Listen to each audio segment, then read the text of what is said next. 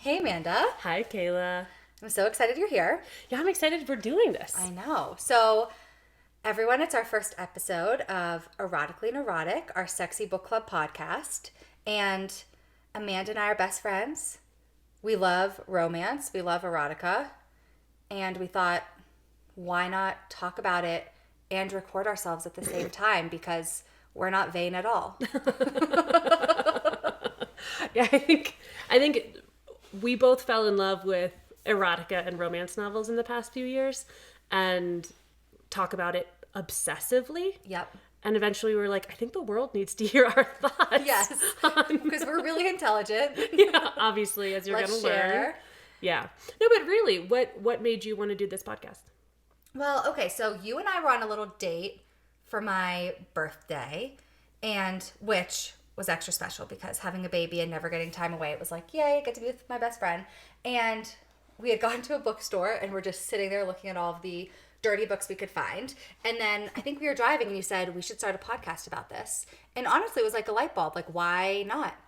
All of our conversations are essentially just talking about the books that we read and what turned us on, what we thought was realistic or good and what wasn't. Mm-hmm. So why not just do this for fun and see what other women might want to join us on our erotica journey? Yeah, I don't know if you've had this experience, but I notice when I bring up these books, or even when I've brought up the idea of this podcast since you and I came up with it, so many women in my life who otherwise wouldn't maybe admit to reading these things, kind of in like a low whisper, are like, oh, I love those books. Have you read this, this, and this? Mm-hmm. Like, I think there is a whole network of women out there secretly and maybe like shamefully reading this stuff. And you and I have no shame. Yeah. for better or worse. Yeah. So I think talking about these books, yeah, it's fun just to talk about the content of the books. But I feel like discussions about these books are kind of like a vehicle through which we can talk about deeper level topics like sex, sexuality, fantasies, relationship dynamics. Kind of, the books themselves are fun to talk about, but I think it leads to a deeper conversation. Agreed. Yeah, I think a lot of women feel embarrassment or shame about their sexuality or the things that they're into or their kinks, and they don't have someone to talk about it with. And that's what is something I value so much about our friendship, is that we have no embarrassment or shame in talking to each other about things and saying, oh, have you tried this vibrator? It's the best. Try this. And we don't feel weird about it. And that's what we want all women to feel. And hopefully by listening to this podcast, if they don't have someone physically in their life that they can do that with, we can be those people for them where they don't have to feel embarrassment about anything they're into or anything they're reading, and kind of join us on that sexual exploration. A sexploration. A sexploration. Exactly. Yes. So you're super into the slow burn romance. I am. Yes. So that's what kind of brought me to erotica and romance novels. I was thinking about this the other day, like why am I so drawn to it? And I think because I was raised on slow burn romances. So I was raised as a WB kid, which if you can't relate to that or you don't know what I'm saying, the WB was a television network in the late 90s, early aughts that had just a ton of teen dramas. So I'm the youngest of 5. All of my sisters, I have 3 older sisters, they loved Dawson's Creek, Felicity, Buffy the Vampire Slayer. I don't think the OC really, I think that was maybe after their time. Anyway, so what they would do, I was always too young to watch them. So my sisters would record them on VHS. And then in the morning, I would sneak down into the basement and watch the episodes. So all of these teen dramas were slow burned, will they, won't they? And I just loved it. I became like addicted to really intense slow burn dramas. So as I got older, I started finding them in other TV shows, in movies, and then during COVID, I discovered these books. And I just read, I couldn't stop once I started reading these books, which I think a lot of women can relate to. It's addictive. It is. Yep. Once you start, you're just looking for that, it's almost like a dopamine burst of just like, ooh, like adrenaline. You're like, you grind and you grind and you grind until they get together, and then the book ends, and then you go to the next book and you grind and you grind and you grind until they get together. And to me, there is like nothing more addictive than that. Yeah. And you introduced me, I mean, I had read 50 Shades of Grey years ago when it first came out, like everyone else. And otherwise, I didn't think too much about romance. I have always loved mystery novels, loved reading. But really, you introduced me to these books also a few years ago, mainly when I was pregnant and suffering. And that really helped. And since then, it's just been a steady stream of romance and erotica and just straight up smut, whatever we're in the mood for that day or that week. So it is like a rabbit hole that you fall into, because I started with like kind of sweet rom-com-y books, and then like I think it was, what were they called? Like the Honeymooners. That was really cute. The Unhoneymooners, that's right. A lot of books like that, beach read. And then I was talking to my sister about this actually. I think a lot of romance novels and erotica are starting to be marketed like rom-coms. Like when you look at the covers, they look so cute and they're colorful and whatever. So I fell for the marketing for some of these books, like some Tessa Bailey books. Yes. And I think it was what happened one summer. I read that. It was like cute rom-com-y, and then all of a sudden, the sex scene started. And it was like, excuse, what? What are you called that? What? You're doing what? And then it was like off to the races. Like, could not stop reading these books.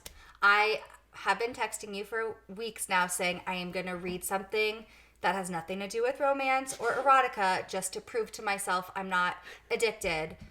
I haven't followed through, but one day... That is the definition of addiction. When you decide you're going to stop something and you can't. Perfect. That is full-blown addiction. No, it's still a choice. It's still a choice. I'm just not ready.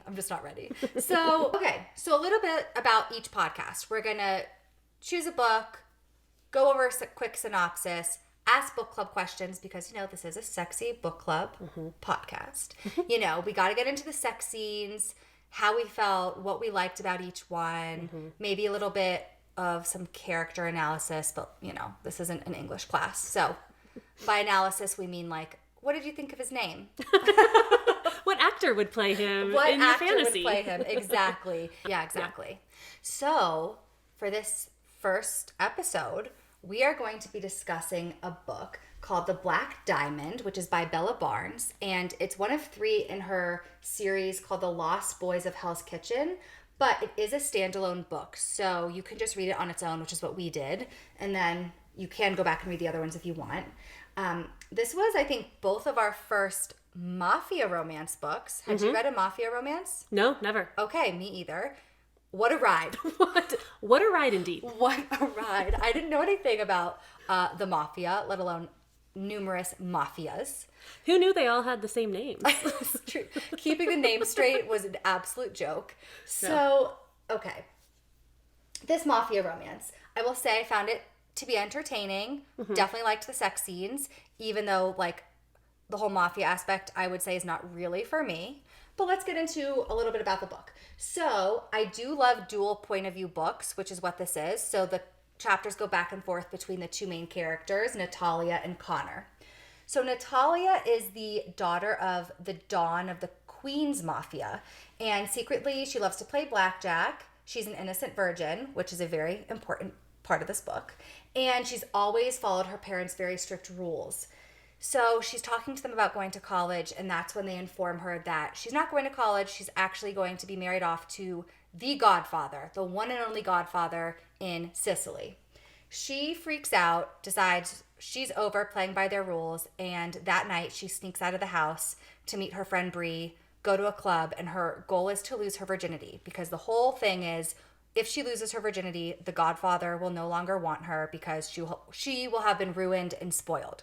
I think it's worth noting he's so horrifying in the book because he's known for being like a major sociopath. He's older, first of all, major sociopath, and is known for like axe murdering people. Yes. Oh yeah, she's 18. He's like 40 plus. Yeah. And the whole thing over there is like she would have no life. Everything is about catering to him, doing nothing. And it tips her over the edge as someone who has always followed her parents' strict rules and done nothing. She's like, okay, I'm out of this life.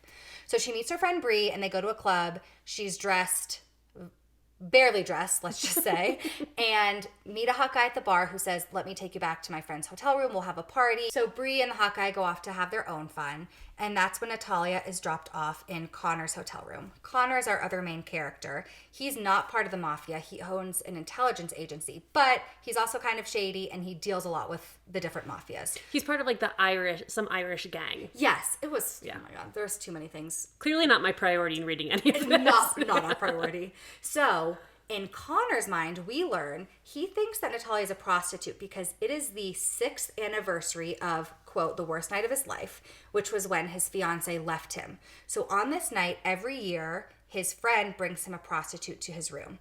That's like a really good friend, by the way. A great like, friend. I would totally bring prostitutes to your room once a year. Thank you. On the worst night of my life? On the worst night, even on the best night of your life.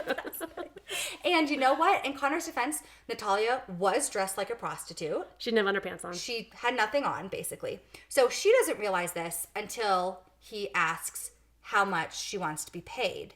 And what I really loved about this was instead of like freaking out or being embarrassed or feeling shame, she thinks to herself, like, I'm trying to get out of this life.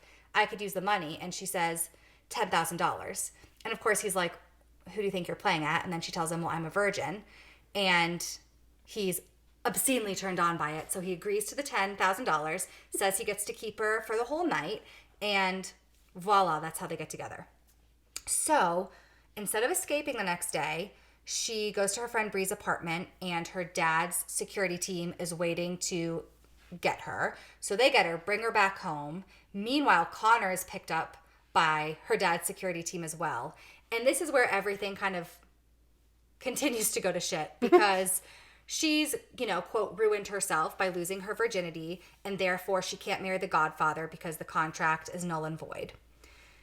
Meanwhile, her dad thinks that Connor knew exactly who she was and lured her to have sex to try and get an in with the mafia. So they force them to get married because since she's lost her virginity to him, there's no one else. It's the only logical solution to this. No one else will have her. This way, they are hoping to stop the threat of a big mafia war and also somehow mutually help each other. But Natalia is terrified of Connor, and Connor hates Natalia because he thinks that she set him up. So the whole rest of the story ensues where, like, they hate each other, but then they have really hot hate sex. Mm-hmm. As they continue to have hate sex, they grow to like each other because when you're having hot sex, it's kind of hard not to. And, eventually Connor learns that Natalia was telling the truth, that she was just trying to run away, had no idea who he was, and was just trying to lose her virginity to escape her life. And then the mafia attempts to kidnap Natalia. She gets away, so instead they kidnap Connor and her dad, and she actually ends up saving them, which I think Amanda and I both enjoyed, because usually it's always the male that's the hero. Totally. So in the end, she's the hero. They run off to Paris, which she's always been dying to see. They have, like, a real engagement. They both are in love, and it's a happily ever after. Yeah, pretty much. The only thing that I would add to that synopsis is throughout all of this is this secret that Connor is holding that he murdered Natalia's brother. Okay. Or rather the Irish mob. If exactly. Her brother Sebastian. Yes. I feel bad. I didn't mention it because honestly, even though it was a theme throughout the book, I found it to be extremely irrelevant. This whole time it was like she had no idea who killed her brother Sebastian, but we understood from Connor's point of view that it was him and his team, but it also didn't matter because Sebastian was like a really shitty guy who was selling women into sex trafficking and doing horrible things. So it really didn't seem to matter, except of course it caused a little riff between them. Yeah, right. Until she realized how bad her brother was. Yeah, and I want to talk about that. Okay. In my book club questions, we're going to address that because I thought that was handled in such a bizarre way. I thought it was so strange. Yeah. Almost like the author regretted having it in the story, so then just like very quickly tidied it up at the end. Truly, because as I was writing the synopsis, and I clearly didn't read this part, I actually said something about Sebastian, and then I said, we'll get back to this because it's not really important, ... So I failed to mention it. But that's basically the overall synopsis. It goes from, basically, it's a mafia romance, a love-hate relationship, turning into hot sex, loving each other, happily ever after. Mm-hmm. And I have to say, the sex scenes did it for me. I know. I think one thing that I struggle with is and this is, I think, where the neurotic comes in, Yeah. erotically neurotic, is that I have a hard time sometimes balancing, like, in real life, what I would be into or what I would condone, and then in fantasy world, what I would be into and condone. And I think that's probably where shame comes in a lot, for a lot of people reading these books, because it's like, oh God, I don't want anyone to think I actually like this. Yes. Even though behind closed doors I'm reading it and I'm into it. And I think this was a good example of, like, there were a lot of fucked up things that happen in this book. Like, he's a really violent, homicidal dude, really controlling. There's like a lot of elements that in real life I would be like, absolutely not. Yeah. But like also kind of worked in the world that the author set up. 100%. Like, kind of digging it. Exactly. And that is always, I think, the struggle with these books and grappling, like you said, with reality versus fantasy, because I will get so sucked into these books and think it is so hot or so sexy. If I thought about that happening in the real world, I would not think that at all. Oh, I'd be horrified. Super turned off. Something that I find hot in a book, if it actually happened to me in real life, I'm sure a lot of times it would be traumatizing. And so I have to stop myself from thinking about that too. Yeah.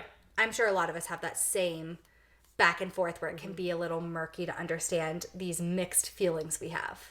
Yeah, totally. So, but you kind of just have to like compartmentalize that and let yourself enjoy it. Yeah, because otherwise you'll never enjoy these books. No. Unless it is just the sweetest of sweet, like love in other words romance. Yes.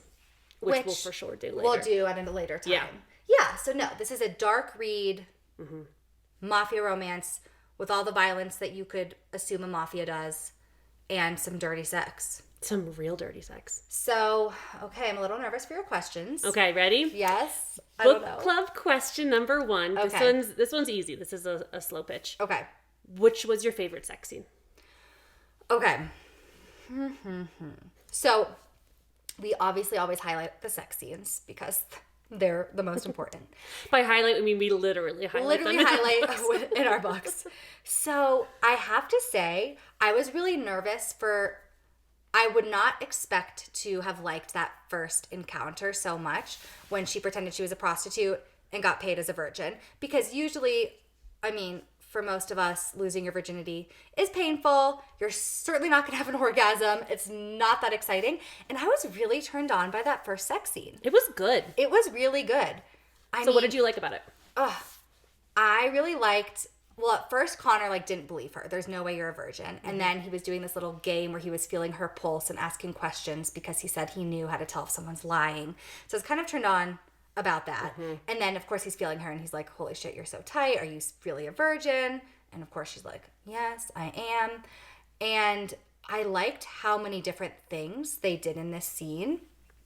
So, of course, first he's fingering her. And then I really liked he, takes his fingers out of her and he's like, suck them. I highlighted that. I dug that. Me too. Yeah. And I liked how from her point of view, in her mind, she's like, how is this hot? She's so confused why it's turning her on and not freaking her out or disgusting her, but she's doesn't understand what's happening, and yet she's super turned on. Yeah, I was like, girl, same. Exactly. And I liked that he wasn't super rough and abusive towards her, which is something I had been nervous about. I just thought the whole thing was really hot. Yeah, I agree. Even how he was walking her through. I mean, again, stepping out for a second, the concept of him being so excited that she's a virgin is super repulsive to me. Yeah.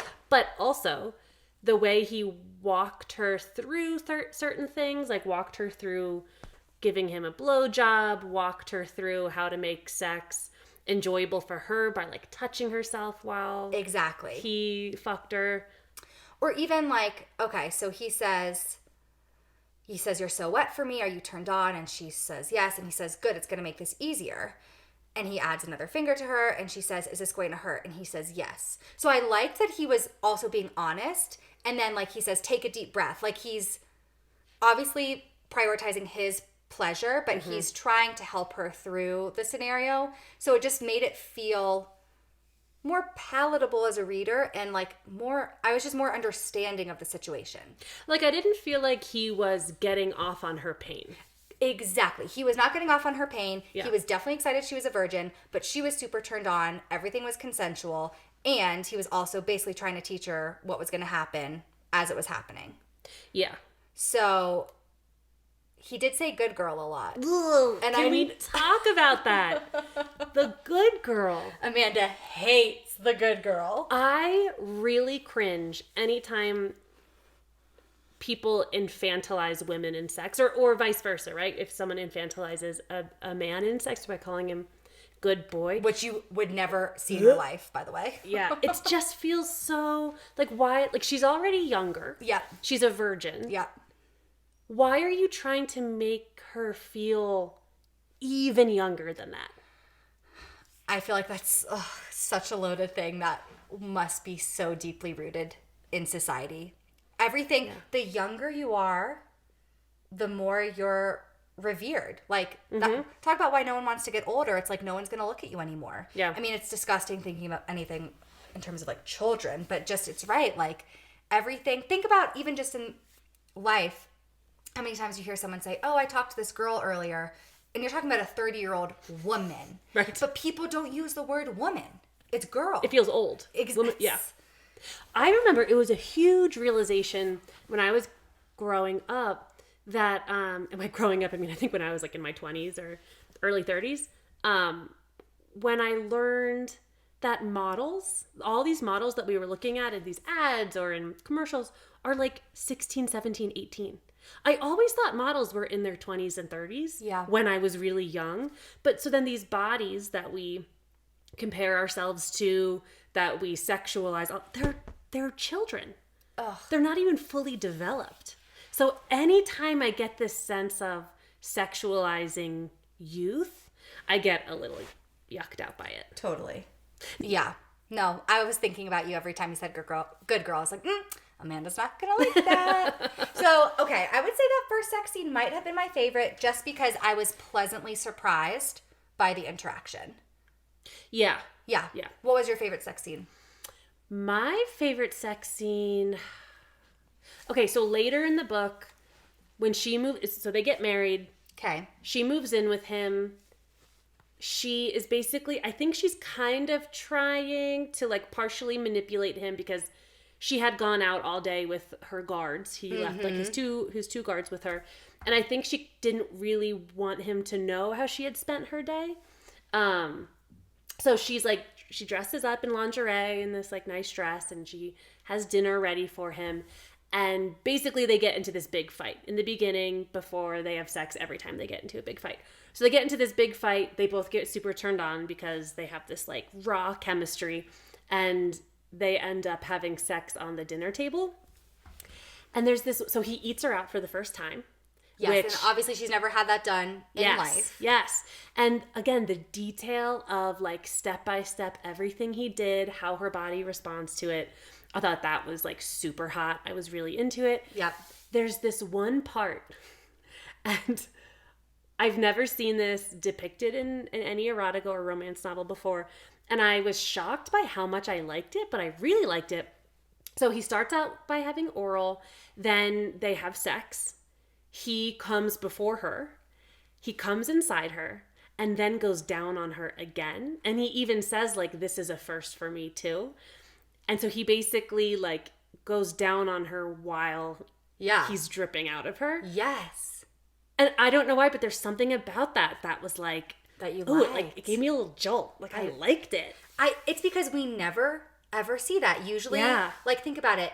After a girl gives a guy head, how many times they're like, don't even want you to kiss them unless you've like brushed your teeth. And yet they like go down on you or like put their fingers in you and they're like, taste it. Like it's the role reversal. It's the role reversal. So there's something about him, not that it's demeaning at all, but I think a lot of men would see it as demeaning to have to taste their own cum. Yeah. But he just did it and he liked it and she liked it. There was something... like almost egalitarian about it, right? Like they're kind of on equal playing fields, and that's where it really starts to shift to mutual pleasure, I think, and not just pleasure for his own sake. Exactly. Like the other times they had sex, I feel like her pleasure was secondary. Okay. Even if like, you know, a part of him was starting to like her, he was trying to be like, because he thought she was against him. Yeah, he still hated her. Yeah, like, he called her a Trojan horse. Like, he thought she was trying to take him down. But I feel like this is where it really became, like, a balanced dynamic. And I liked it. However, he was still very domineering, which is something I like. Like, the amount of times he would, like grab her ass and be like, this is mine. Or, like, he's going down on her and he's like, I know no one else has touched her, but, like, this is still mine. Like, no one else. And you like that? I do. I'm into it. I know you're not, but this is why we work. Yeah. You're not as into it. I'm into it. It depends on the dynamic. Yeah. Like, in the heat of it, I can be into it. Yeah. When it's, like, an ongoing dynamic in the relationship, I get when they're in the grocery store and he's like, this is mine. You can't leave the same aisle as me. I mean, again, kind of depend. But it's like what we talked about the other day. Like, I say I wouldn't like it, but if someone was so obsessed with me that they just, like, wanted to claim my body at all times, it's pretty hot. It's kind of hot. Who are we to say we're not that hot that they want to claim us at all times? But I could also see myself being like, oh my God, get off me. Like, yeah. I'm watching TV. Get off me. I just need to go buy the pasta. Exactly. Stop following me from aisle to aisle. Exactly. Yeah, I will say these sex scenes, I really liked them. What were your thoughts on the anal scene? Okay. I was a little surprised because there's not really any buildup. I'm pretty sure, I'm like, how could she be that into it with, like, zero foreplay, zero understanding? That didn't really make sense to me. I agree. Okay. I'm so, I don't know if we're going to include this. I'm so neurotic when it comes to any type of anal play because first of all, it hurts. Mm-hmm. Like, you kind of have to work your way up to it. Maybe that's not everyone's experience, but it can be incredibly painful if it's not done correctly. Also, like, a little preparation is nice in terms of, like, cleanliness. You know, like, I talk to my friends about this all the time. I have this, like, paranoia of it being dirty. 100%. Is that just, that's not just me? Like, No. So to just, like, give a girl no warning and to not even put lube on? No. He just rammed right in her. Okay, there's no, that's traumatic. They keep talking about how big his dick is. So, like, you gotta he did start with fingers for a little bit. Yeah. But, like, to just go from fingers to a massive dick. No. Like, you're gonna split. Yeah. That's gonna hurt. That sounds horrendous. Yeah. And just not as believable to me either. I know I was telling you this, that there was a series of books I read this last week, and one of the things I liked about it was it felt much more realistic, especially with anal play, where, like, they took months building up before they actually had anal sex. Mm-hmm. Using fingers and bigger sized toys. And I was like, see, that makes sense for a couple who's preparing for anal sex. Not this. Yes. And there's no way she's getting pleasure out of that. I actually know one person who said the first time she had anal with her boyfriend, she had an orgasm. What? But then she said the second time they did it, it hurt more than anything and they had to stop. So I don't know. Like, Maybe it was adrenaline. Maybe. But there's also those people who say, like, when they lost their virginity, they had, like, a vaginal orgasm. So, okay. Well, you know what? People are out there lying. I don't like you. However, if you are one of our listeners, email. Yes. I want to hear your story. I want a detailed explanation. We want a detailed explanation. Yeah. So, I mean, like, I just feel like there are other things that could have happened to lead up to that. Like, he could have, like, eaten her ass out. Like, that could have been, like, they could have used toys. Exactly. But just, like, a big old dick in her butt. That just, like, makes me clench. Yeah. It has the opposite reaction. We are not relaxing. Yeah. We are clenching. Clenching. Yes. Real hard. Okay. How about that scene at the dinner when he, like, fingers her at the table? At the table, and then they go have sex in the bathroom? Yes. Okay. Gave me anxiety. It did. Okay.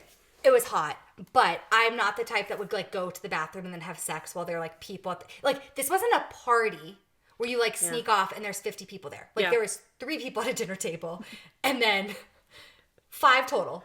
They left, so then there's 3 sitting at the dinner table. That just gave me sheer anxiety that, like, they know what you're doing. they hear what you're doing, that is something that totally freaks me out. However, I am into the whole like touching each other under the table. Don't let it show on your face. Don't make a noise. I do think that's hot.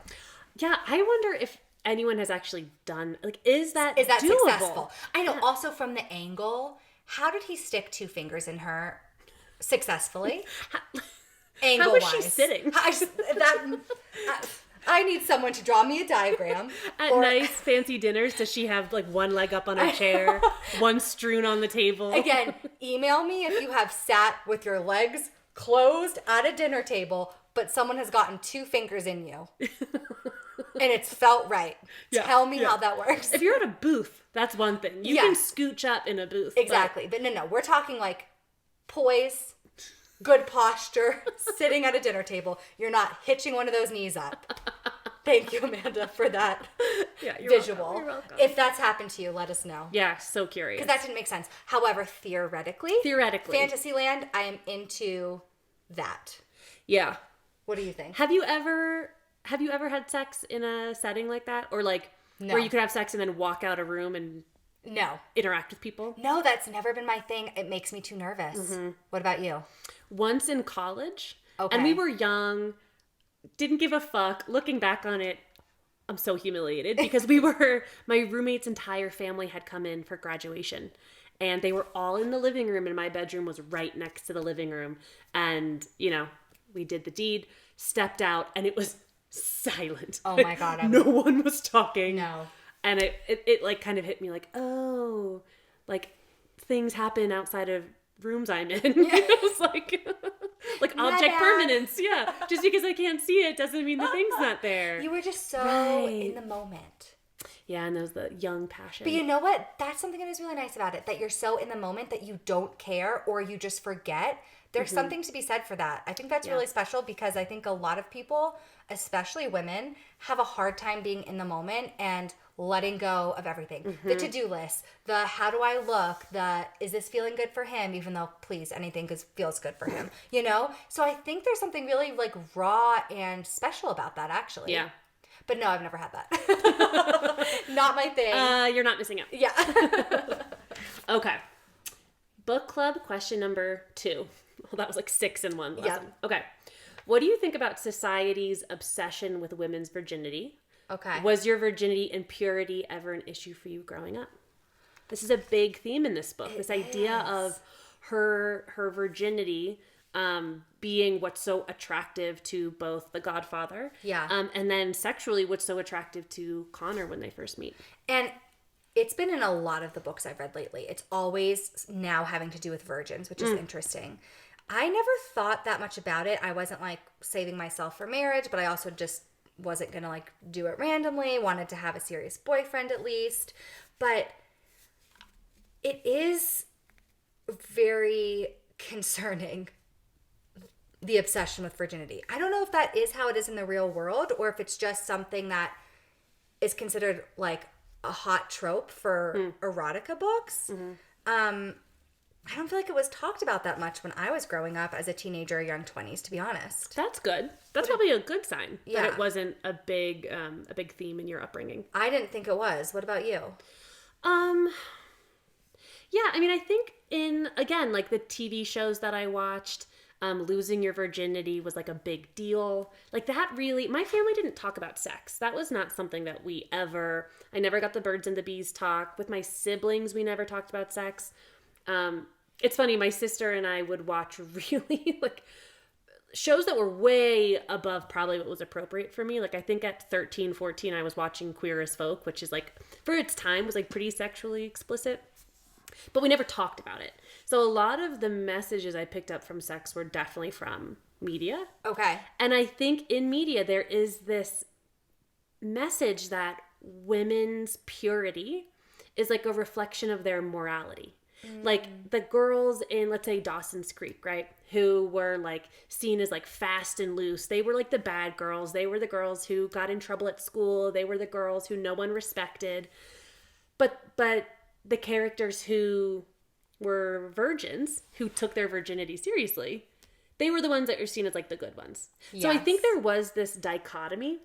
But at the same time, I feel like in our society, women can't really win because you're pure if you're a virgin until a certain age. Then you're a prude.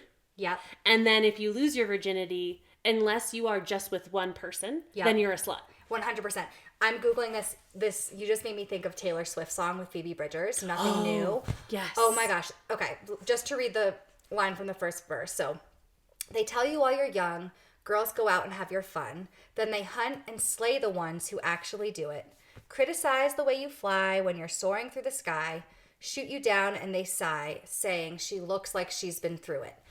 That verse and song came to me because I remember when I first heard it, it just felt like nothing is more true. Mm-hmm. Nothing is more true. You cannot win. Yeah, like I went to an all-girls school, and I didn't have any guy friends at all. Like, certainly plenty of girls in my grade. We had like a brother school they were friends with, but I had, maybe my senior year, I had one guy friend, and that was it. So I never kissed anyone until I was 18. You know, everything was a little bit more delayed. And that felt fine with me until a certain point. And then suddenly I felt like I was so behind. Yeah. Like, again, because I was turning 16, 17, 18. And then I got to college. And then it was like I felt like girls in my class were kind of judged if they had sex in high school. But then the second you go to college, if you're a virgin, then there's something wrong with you. Mm-hmm. Like, at what point are women supposed to be validated in embracing sexuality or losing their virginity? I don't know where that line is. I don't either. You just Things have changed so much, obviously, since we were teenagers. Yeah. And it's a good question. Yeah. But these books, at the very least, and obviously they're a representation of society as a greater whole, are certainly obsessed with virginity and women's purity. And there's something that just speaks to people about how, quote, hot it is to take that from someone. That's what it's taking, right? The taking of that person's virginity that they can never get back, and you took it. But it only goes, for the most part, this is a generalization, it only goes one way. Yeah. Like, I don't think most women feel the same ownership if their male partner loses their virginity to them as men feel, quote unquote, taking a woman's virginity. Yeah. Like, there is a sense of ownership and property. And I think they just feel more and more powerful. I think it's also like a power dynamic. Yeah, There's something just that they've been untouched, and you're the one to claim them. Yeah. Like it's a purity thing. It's a cleanliness thing. Like, you weren't used by some other guys before me. I was the first one here. Ugh. Okay, so question number 3. The two main characters, Natalia and Connor, but when I wrote this question, I said the two main characters whose names I will never remember because we read so many of these books that the names all like mush. But I remember in this moment, Natalia and Connor have a lot of angry hate sex. Yes. Why do you think hate sex is such a common trope in erotica? And is it something you've ever participated in? Oh my God. I had a relationship that was literally purely hate sex. Really? Yes. I think most people in life can relate to hate sex, even in a good relationship, but when you're fighting, whether it's even just like make-up hate sex. But I think a lot of people love that trope of like enemies to lovers. And a lot of times how they get from the whole enemy to the lover side is through sex, because that's the only way that they connect is physically. So it starts out as hate sex, eventually turns into loving sex. And I think that's why it works. That's just my immediate reaction. I did have a relationship that was basically purely hate sex. There was essentially nothing I liked about him emotionally. I was actually very conscious of this during the relationship too, that the pendulum had just completely swung for me, where I had come from a relationship that was super loving and great, but I didn't feel super sexual chemistry. I almost felt like more brotherly sister relationship. I just like loved him so much as a friend. So I think I just went to the exact opposite extreme of we have no emotional connection, but really hot sex, and I also hate you. Here we go. I really think it was just a weird time of knowing consciously I was just going from A to Z and trying to maybe make up for something. Yeah.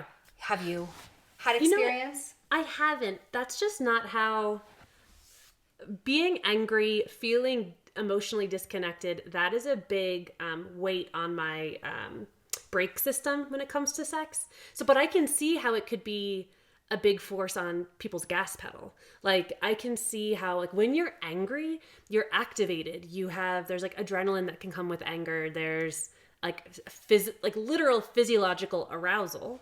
Yeah. And I could see how for some people that's translated to sexual arousal. That makes sense. For me, though, yeah, if I don't feel emotionally connected to someone, if I'm pissed at someone, I have a shutdown system. I am like super... But I think that's why I kind of like reading it. Like, it is a true fantasy world that I can't relate to at all. And that's the whole point of this. Yeah. That makes sense. Okay. Number 4. Why do you think some women enjoy the fantasy of being, quote unquote, kept under the control of a semi-abusive, dominating, but sexy man? I think there's just something that's sexy, again, about control. In Fantasyland, where it's like, this guy is so obsessed with you and so into you that you are his and there's nothing you can do about it. He's never going to let you go. And somehow our minds can twist that into being like, oh my God, I'm so cherished and so amazing that this guy will just never let me go. Mm-hmm. And so you fall trapped to feeling like you are just like worshipped. Also, just depending on what's happened in your life, maybe you're a woman that does seek more stability into you. That means having someone who's a little bit more controlling. Oh, interesting. You know, I don't know if that's true. Yeah, I think that's an interesting perspective. Did you ever see the show Fleabag? No, I've never heard of it. Kayla. Oh my God, you have to watch it. It is... I'm writing it down. Yeah. The first season is amazing. The second season is the most perfect season of television I've ever watched. Okay. Oh my God, there's a sexy priest. Oh, you have to watch it. It's okay. so good. It's so good. But she gives this speech at one point, and nothing... I remember the first time I saw it was a couple years ago, and it really didn't resonate with me. And then I watched it again a few months ago, and I almost started crying because I had never like connected with anything so intensely. She gives this speech, or this monologue, where she's like, I just want someone to tell me what to think, what to wear, who to vote for, what to believe. Like, she basically was just saying, like, I am exhausted. Yes. Being a person, being a woman in this world where you constantly have to make decisions. Everyone's always going to have opinions about you, what you're wearing, what you look like, all of it is absolutely fatiguing. And the idea, even just in a fantasy world, of having someone who kind of does all of that for you, they give you a sense of purpose, they protect you, all of that. There is a small part of me, and I'm like, I identify as a feminist, I'm very independent, but there is a small part of me that's like, oh, that would be so nice. And it's sheer exhaustion. It's sheer, it is. Yeah. That's what makes it a fantasy. In real life, obviously it's abusive and it's horrific. Yeah. But God, would it be nice to just have someone take the reins of your life for a little bit. I completely get that. Yeah, it is a trope I see. Like, I was thinking, like, that's kind of a part of Twilight. That's a part of, like, 50 Shades of Grey. Mm-hmm. Even, I was thinking, like, True Blood. I mean, something he says all the time is, like, you are mine. I was so into that. I love True Blood any day. But, again, the realistic part of me is, like, gross. I'm not. But there is that fantasy of, like, maybe I'll just kind of revolve in your world for a little bit. Exactly. And not have to make decisions about, like, am I going to pay $7 for toothpaste or $5.50 for this cheaper brand of, just that just constant... not having to think. Yeah. Totally. Yeah. Okay, so my last question for you is overall sexy rating of this book. Ooh. I think I'm going to go with a 7. Okay, tell me why you're 7 to 7.5. Okay. I did find the sex scenes sexy. What took away for me is just, I'm not into the mafia thing in general. And we never mentioned this, but Connor's a smoker. Oh, we didn't talk about that. And that is just vile.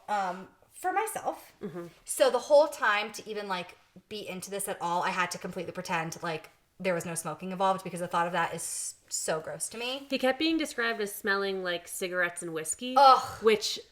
Literally that combination. And I think it's supposed to be a turn on because you're thinking that they're like really manly. And I'm like, that is fucking gross. Because I associate cigarettes with halitosis. Oh, Have you ever smelled halitosis before? I am so sorry if there's any listener who smokes. This is like a really biased perspective that we're taking. But the smell of halitosis is so singed in my brain. I think a lot of people don't even know what halitosis is. So for people who smoke, it's like a bacteria and decay in your mouth. Okay. And there was a girl I went to school with who at like 1920 had some of the most horrific halitosis I've ever experienced. And I'm very sensitive to smells, and it was like very pukey. So anytime I just think cigarette smell is disgusting. It lingers and sticks on everything. Mm-hmm. So that just really took him down like a million notches, and I had to completely forget that was a character trait because I couldn't have read the book. Yeah. Honestly. I like that. This is going to sound horrible. The image of a guy smoking, I can see why that's like bad boy. Sure. But the reality of someone reeking of cigarettes makes... However, which would be more of a turn on? That he actually smoked, or what if he was smoking a fake cigarette? Then you'd be like, he's a loser. If he was like vaping, no. Legs closed, absolutely not. If he was smoking one of those, do you remember those like fake candy cigarettes that like you puff? I would have anal with him for sure. Because that takes a certain level of confidence to smoke a sugar stick. Oh my God. That's the only way? Take me. So what would you rate the book? I give it 7 to 7.5 if I'm being generous on that. Yeah, I would say probably... I would say sex scenes alone, 8.5. Okay, yep. But the whole book, I would knock it down to like a 7. I think for a topic I'm not interested in, the mafia, I think the author did a pretty decent job of like keeping it moving. I agree. But ultimately I really was just kind of like trying to get through it. 7 to 7.5 is pretty damn good considering we're not really like mafia dark romance readers. Yeah, I think I give a lot of grace to erotica that I wouldn't give necessarily to romance. Because the way I kind of think about romance novels is like the story has to be there. Good like point. A Court of Thorns and Roses, the story is amazing. So I'm going to be a little bit more harsh with any like feedback or criticism I have. But for books that are like purely like meant to be erotica, I can give them some grace for the story. I completely agree. Well, I think a 7 to 7.5 rating for our first mafia romance is pretty damn good. Yeah, I agree. Again, this book was The Black Diamond by Bella Barnes, and it's from 2022, so super recent. Oh, I didn't realize that. Yeah, and the series is The Lost Boys of Hell's Kitchen, if anyone's interested. So, for next week, if you want to follow along, we're taking a very different spin to Lucy Score, a very popular romance writer, and the book is called Mr. Fixer-Upper. Very different vibe from this. Mm-hmm. Yeah, I'd imagine. Yeah, so we hope you will read and join us for next week. Yeah. If you have any questions, if you want to share your thoughts on any of these books, please email us. Yeah, remember, if you were fingered at a table with your legs closed, we want to hear from you. Where, why, and how. Where, why, and how. And our email is erotically neurotic podcast at gmail.com. Erotically neurotic podcast at gmail.com. And we also have an Instagram that we haven't put up yet. We should do that. Which the name is just Erotically Neurotic Podcast. Perfect. Yeah. Oh, you created it. Mm-hmm. Good job. Thank you. We just need to post. Yeah, we're halfway there. We're going to do that. Awesome. All right. We'll see you guys next week. Okay. Stay sexy.